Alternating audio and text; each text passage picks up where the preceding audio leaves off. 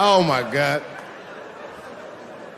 But there's a more important reason that I would stop doing comedy right now. And this reason is the real reason that's been percolating, and it really is the crowd, not you. I'm talking about the crowd on the big stage. It's too hard to entertain a country whose ears are so brittle. Motherfuckers are so sensitive, the whole country is turned into bitch-ass niggas.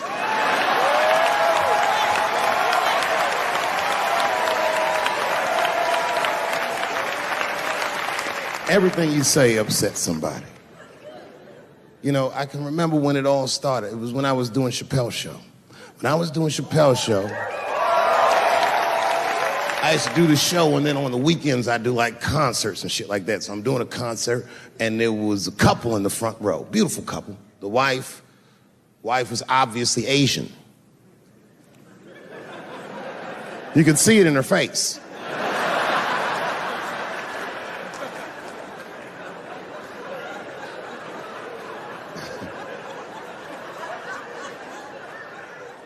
The husband, this motherfucker was mysterious, to say the least. Couldn't quite pinpoint where he was from. Caramel-colored fella, very nice hair, but he could have been from anywhere. Bangladesh, Mexico. I can't guess with a nigga like this. All I knew for sure about this guy is that his wife was a bitch. I could see that in her face, too. No, he was laughing and having a good time, and she was scowling at me at a goddamn comedy show. I couldn't figure it out. And then I realized at some point that she was pregnant, and I was smoking on stage. I said, oh my God, that's probably why she's mad. So I started to put my cigarette out, but then she hit me with one of them fake non-smoker calls. So I just kept smoking. I thought to myself, bitch, that baby will be fine, relax. And I tried to break the tension. I just asked her. That's all I said. I go, hey, where are you guys from anyway? And I could tell that she was on to me. She goes, very condescendingly, she says, I'm from California. If you're asking my ethnicity, I am Chinese.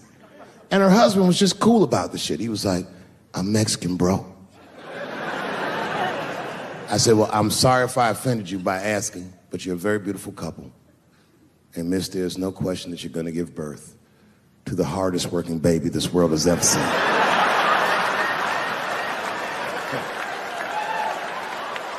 That's not a bad joke. She got very upset. She got up to leave immediately, but she didn't just leave. She had to take one last dig at me on the way out. I will never buy one of your fucking DVDs again, Dave Chappelle. I said, ma'am, with all due respect, Chinese people don't buy DVDs.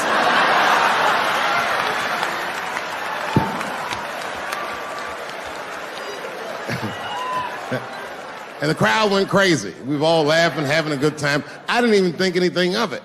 And then just 3 days later, this lady sends a fucking letter to my promoter telling him not to book me for shows anymore because I was, quote, racist, and I'm quoting her, insensitive to the nature of my interracial marriage. I was like, word, bitch, I was.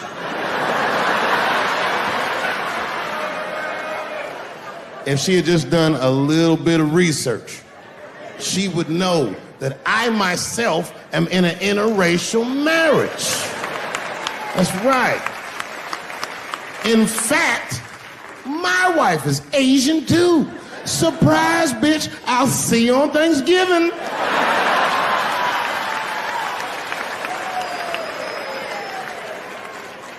But my wife's not Chinese. She's Filipino. That's right. And our kids are Puerto Rican somehow, so there you go.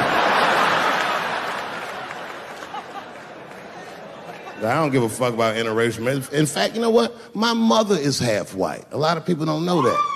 Well, all right, you were a little too excited, but okay. A lot of people don't believe me when I say that, but it's true. You can't tell looking at me, but if I grew my hair out, you would think you was at a fucking Cat Williams concert. My shit is beautiful. But motherfuckers are just taking it too far. I don't know why or how everybody got this goddamn sensitive. You know who hates me the most? The transgender community. Yo, yeah, these motherfuckers. I mean, I didn't realize how bad it was. These motherfuckers are really mad about that last Netflix special.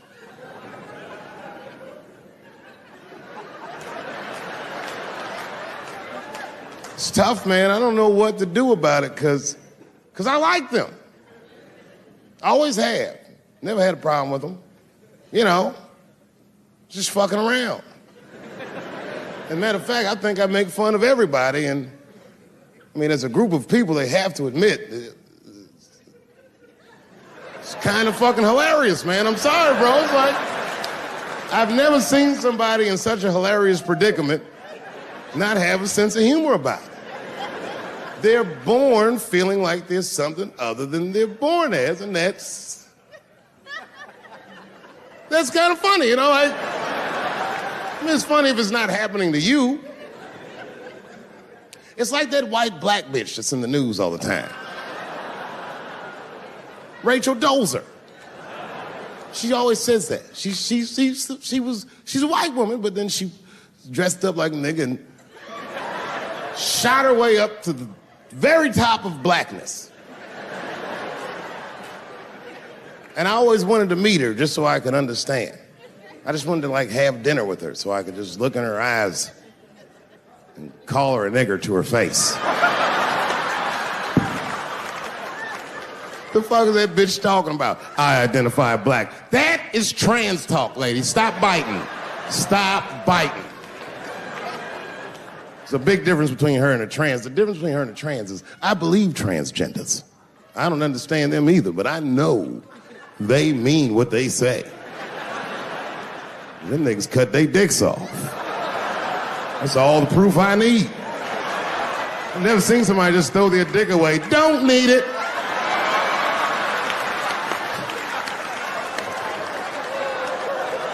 I don't understand, but I believe you and I support your decision, motherfucker. But how far is Rachel willing to go? What is Rachel willing to do so that we blacks can believe that she believes she's actually one of us? Bitch, are you willing to put a lien on your house so that you can invest in a mixtape that probably won't work out?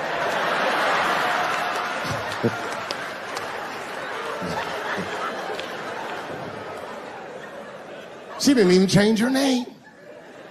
Didn't even change her name. Her name is Rachel. I can't believe in that name. If you want my support, you're gonna have to change your name to the blackest shit I've ever heard. Bitch, you're gonna have to change your name to Draymond Green. I don't know a blacker name than that. That shit is black on paper. If you type Draymond Green into Airbnb, that shit will log off automatically.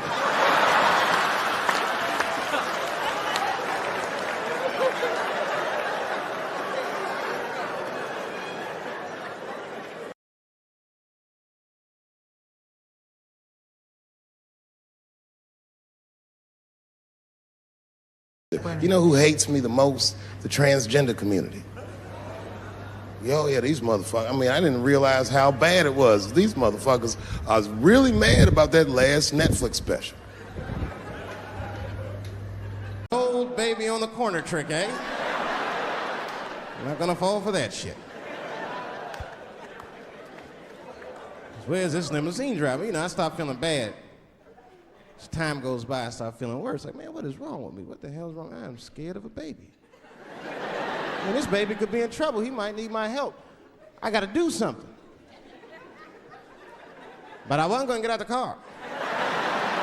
I'm serious, man. I just cracked the window a little bit.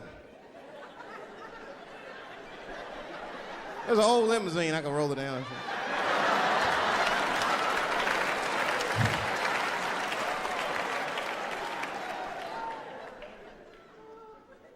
Hey, baby. Baby, go home, man. It's 3 o'clock in the morning. What the fuck are you doing up? The baby said, I'm selling weed, nigga. I said, oh, shit.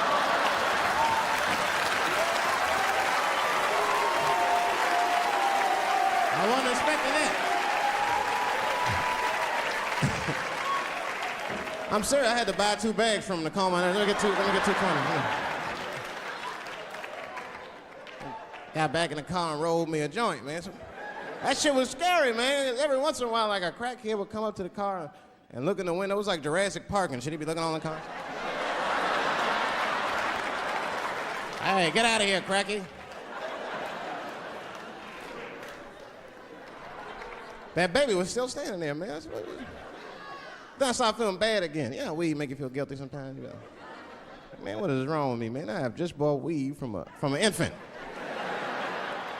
I can't condone this kind of behavior. What am I thinking? I can't let the fear ruin my morals.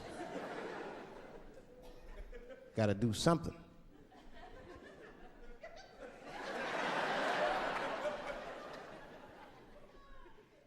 Hey, baby. Stop selling weed, all right? You got your whole life ahead of you. He said, fuck you, nigga, I got kids to feed. I said, God damn.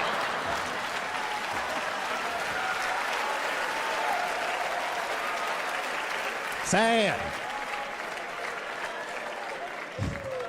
And just at that very moment, one of the crackheads was running across the street and got hit by a car. I know it was a hit and run. The police did it.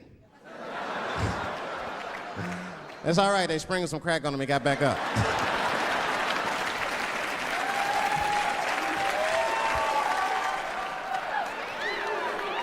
Yeah, I've been seeing that kind of shit, man. It's what it is, they use the TV to program us from a young age. You ever watch like a cartoon that you used to watch when you were little as an adult? That shit is wild shit. Some wild shit. I mean, like I was with my nephew. We sitting there, we watching Pepe Le Pew, and I say to my nephew, I said, now pay attention to this guy, because he's funny. I used to watch him when I was little. And we watched Pepe Le Pew, and I'm old now. I'm looking like, good God, what kind of fucking rapist is this guy? Like, take it easy, Pepe. My nephew was sitting there cracking up. Hee. See, sometimes you gotta take the pussy like Pepe. Like, no.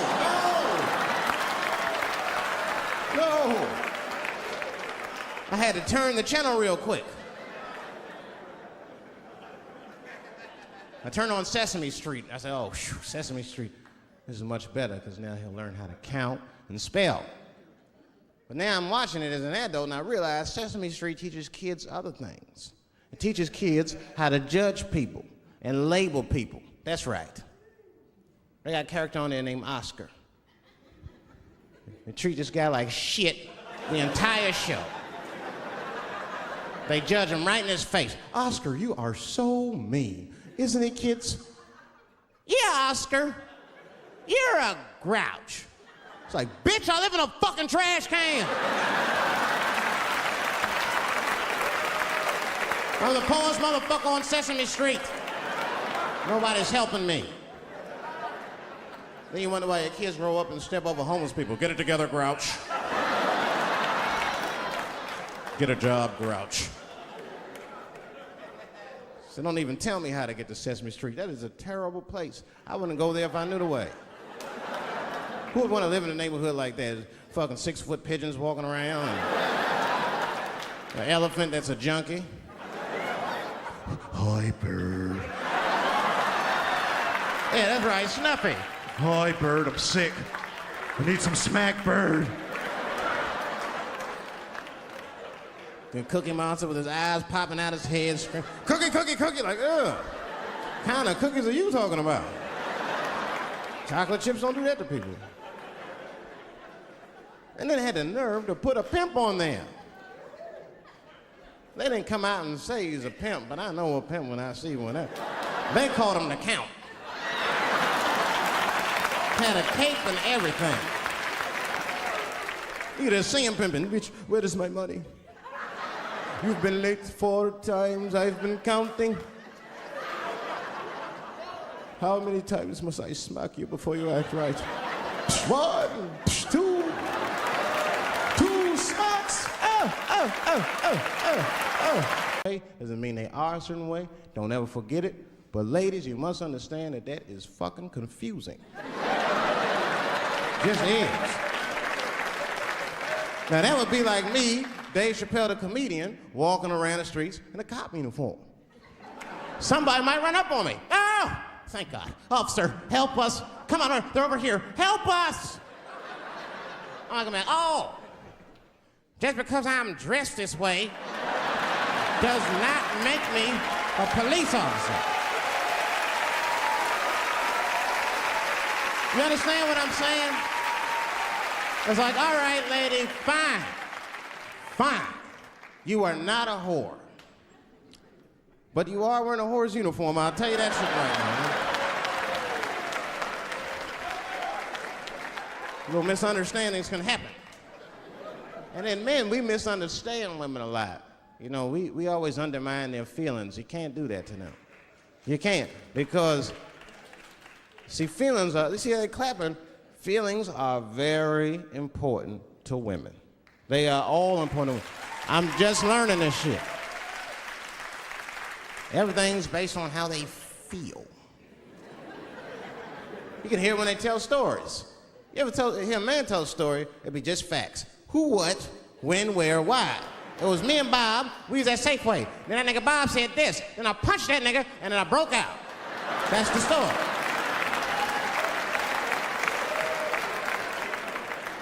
That's the story. Women tell stories, all these feelings. Well, first of all, you have to understand, I was on my period, and I just talked to my mother, so I was feeling like, God damn, there's too many feelings. What the fuck happened? Get to it. But I gotta talk about them. Gotta talk about them. That's how they always get me. I'll be sitting there, watching TV, chilling and shit. My old lady come up to me. David, we need to talk. Fuck! I don't say that out loud. That's how I feel inside. Because I know every time we need to talk about some shit that I gotta do. We don't ever have to talk about anything she needs to do.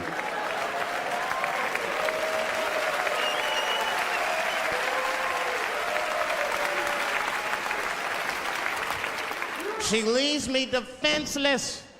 I have to do what I have to do. David, we need to talk. Nah. Don't do that to me, David. This is serious. Stop talking in that voice. No, see. I gotta do this, see. Ah, see.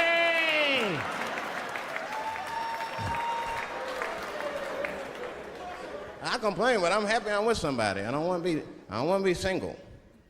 I don't like that. Sometimes you go to them single clubs, you see too much. I was on the road, one club, and I seen a thing they call a thong contest.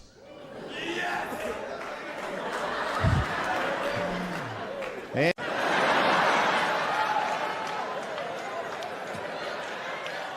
my problem has never been with transgender people. My problem has always been with the dialogue about transgender people. I just feel like these things should not be discussed in front of the blacks.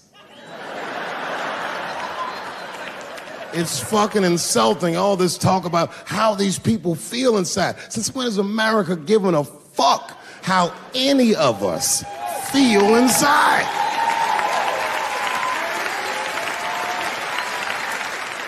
And I cannot shake this awful suspicion that the only reason everybody is talking about transgenders is because white men want to do it. That's right. I just said that.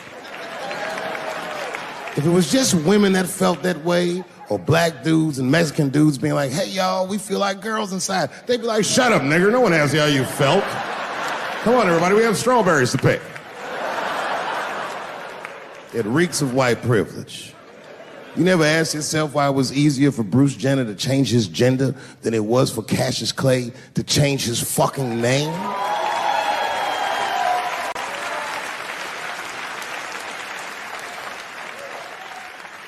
And if I were to be brutally honest, the only reason I ever been mad at the transgender community is because I was at a club in LA and danced with one of these niggas for 6 songs straight. idea. And then the lights came up and I saw them knuckles. I said, oh no! And everybody was laughing at me. Hi, world star. I said, why didn't you say anything? And then I heard that sultry voice. I didn't say anything, Dave Chappelle, because I was having a wonderful time. And I wasn't sure how you'd feel about it. I said, you knew how I'd feel. And she said, I'm going home. I don't want any trouble from you. I said, home? It's only 2 songs left. I mean, we might as well finish the night. And we ended up having breakfast together. Oh, grow up. That doesn't make me gay. I just titty fucked her. His titties are as real as any titties in L.A. It's 2 o'clock in the morning. I was just borrowing a little friction from a stranger. Whoops!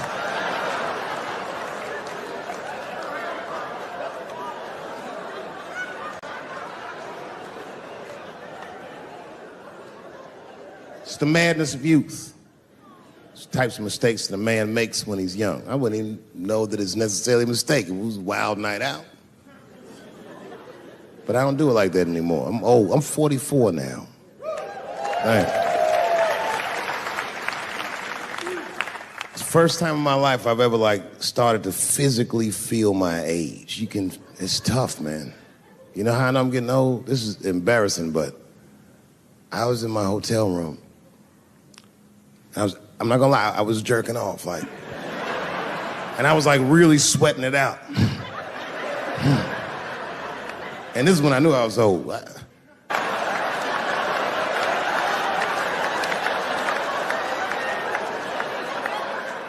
don't like looking at my dick anymore.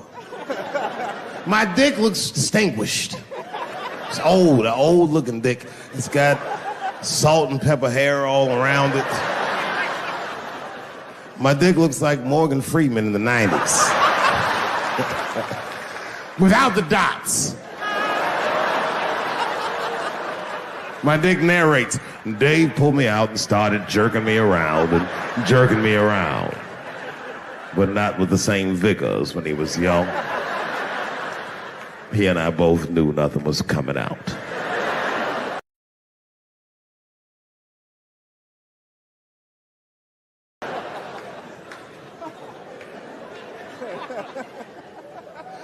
I see my age in my children. I came home from the road. This is not long ago. I've been gone for, if you can picture, I was gone for weeks and weeks.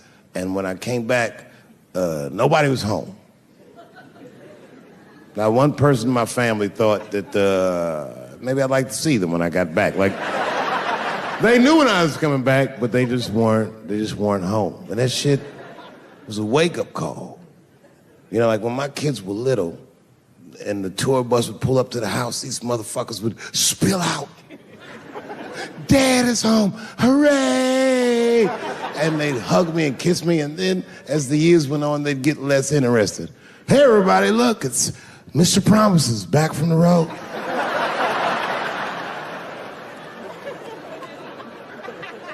But an empty house, that's some cold shit. And I went into my oldest son's room. I was like, hello, hello. He was gone. And I'd never done this to him before, but for some reason I just did it. I just looked through his shit. Just to see who this motherfucker was becoming. And I found these notebooks and I started going through the notebooks and it was all this wonderful poetry in them. Written as his handwriting. I didn't even know this nigga wrote poems. And then I looked through his drawers and I opened up his middle drawer and I found his rolling paper.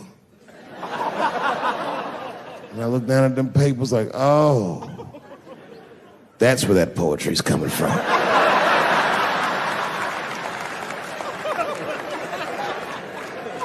And that shit broke my heart. I mean, I smoked weed, but I mourned my son's innocence. And I cried a little bit. And I took his papers upstairs to my room. rolled some weed that I'd hid from the family. And I got really high.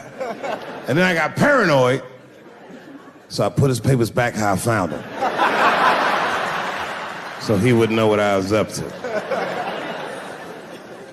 This nigga won't even know that that happened until he sees the special. Yeah, nigga, I found your papers. He's a cold motherfucker. Let me tell you, this kid is only 16 years old. Listen to what he did to me.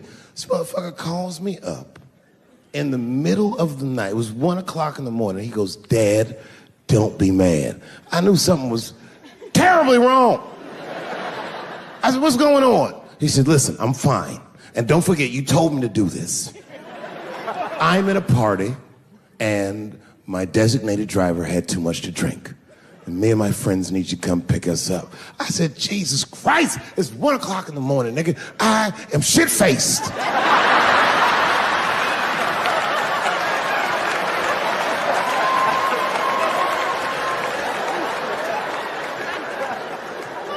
But I figured, fuck, it's better me than some kid.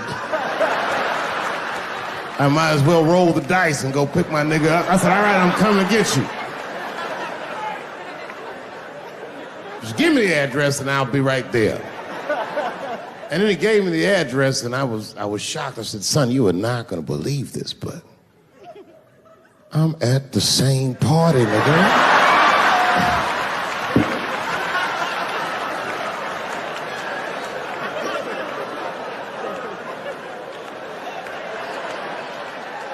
They grow up fast, don't they?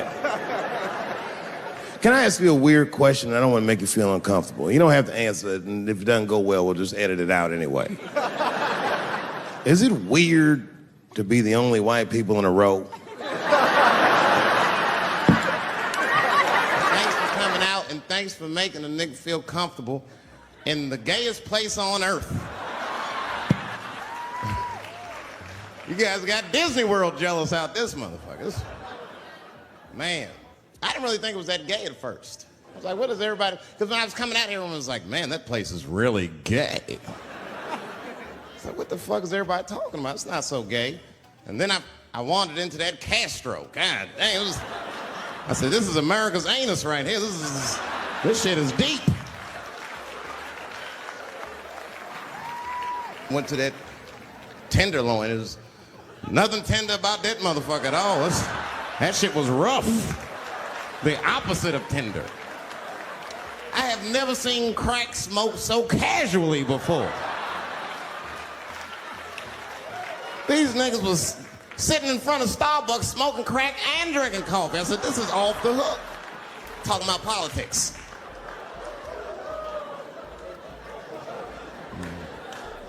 I seen one crackhead trying to break into somebody's car, man, and it struck a chord with me. I tried to stop him. I said, hey! And he looked back and saw me and said, oh, keep an eye out. I said, nigga, that was me that said that. I'm not trying to help you. I want this shit to stop.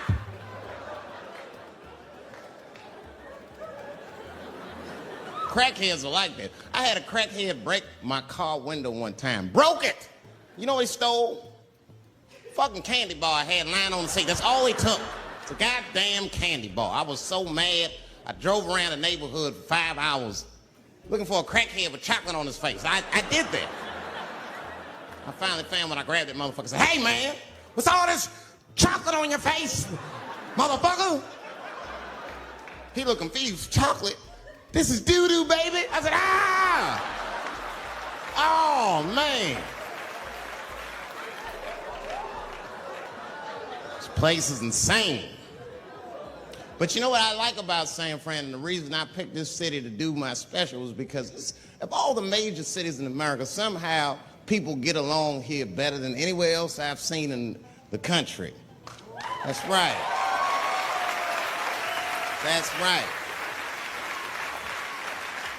And I always admired San Fran for that. And today I realized how you did it. Put all the niggas on the other side of that bridge. There's nothing, this shit ain't happy on that side. You leave San Francisco like, bye, thanks for coming to San Francisco. come back in April, we're having a sale on Birkenstocks. As soon as you get to the other side, welcome to Oakland, bitch. Quick, quick.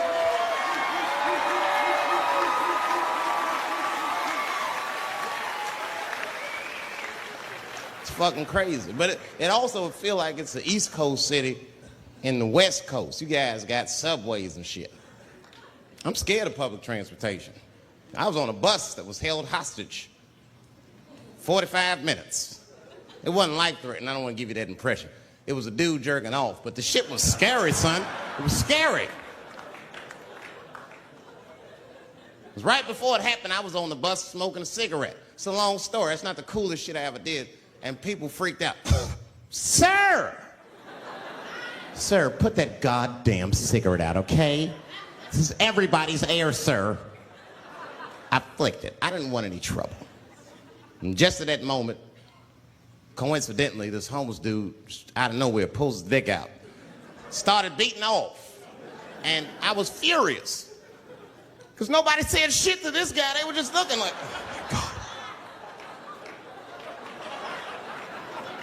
I was the only one on the bus that had the balls to say anything to him. And it's not even like I was brave, really. It was that, you know, I was sitting next to the motherfucker. I had to say something.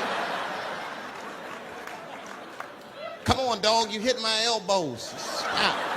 Son, stop. That's all I said. I didn't want to say too much. Guys beating off on the bus means there's something wrong with this motherfucker. He's not wrapped so tight. I didn't want to push him over the edge. As soon as I said something, all these dummies on the bus, now they're brave. He's right.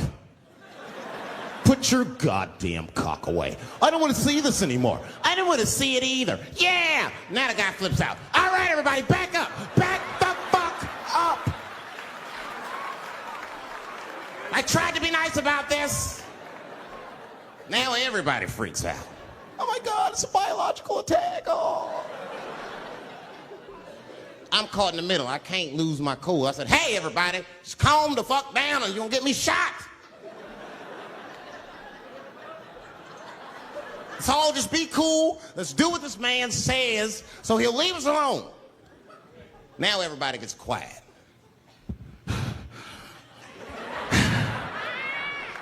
That's better. That is better. And then he started walking up and down the aisles. He was terrorizing us.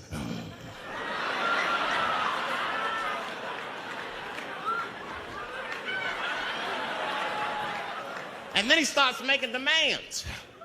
You in the pink shirt, squeeze your tits together. Oh God, no, no.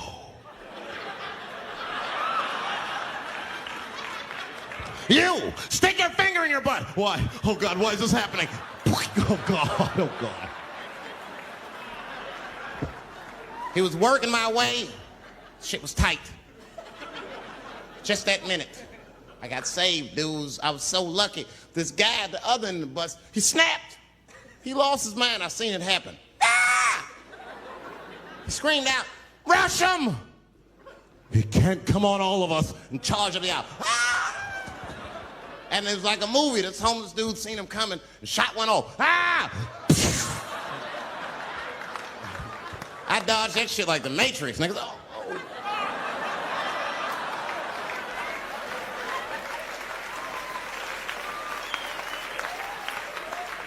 The guy behind me wasn't so lucky, y'all. No!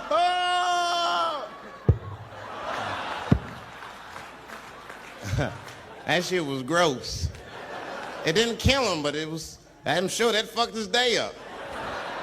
You're not gonna have a normal day if the homeless dude busts a nut on your forehead at 8:30 in the morning. That's a wrap on the rest of the day. Ah! This guy was freaking out. It burns! Oh! Oh! Oh!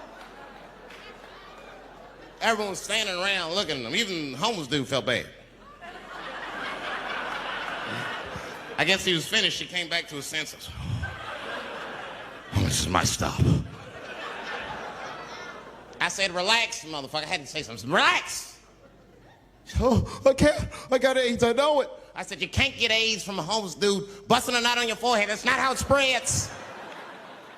I don't even know if that shit's true. That's just what I told him, man. He was so scared I had to say something.